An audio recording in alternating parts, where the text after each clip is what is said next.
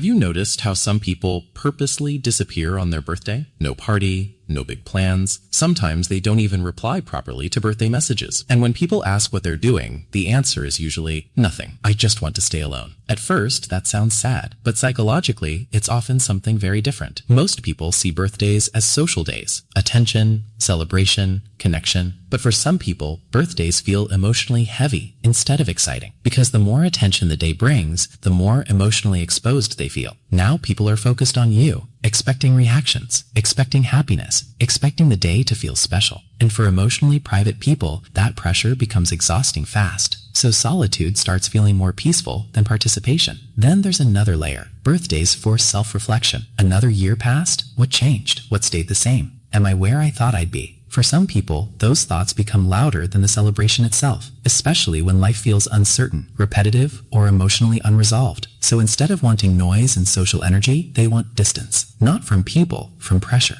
Now it gets deeper. Some people learned not to emotionally depend on birthdays at all. Maybe they experienced forgotten birthdays, disappointment, low effort, feeling unimportant. Over time, the brain adapts. It lowers expectations completely because expecting less feels safer than being hurt again. So when someone spends their birthday alone, sometimes it's not isolation, it's protection. There's also the issue of emotional performance. Modern birthdays feel public, posting, replying, forced excitement, social obligation. And some people become deeply uncomfortable with that because they don't like performing emotions for other people. They would rather experience the day quietly than turn it into something that feels emotionally artificial. And as people get older, birthdays start changing meaning. They stop feeling like celebration markers and start feeling like time markers. A reminder that life is moving. People are changing. Relationships are changing. You are changing. And for introspective people, that creates reflection instead of excitement. But here's the important part. Wanting to be alone on your birthday does not automatically mean loneliness, because loneliness and solitude are psychologically different.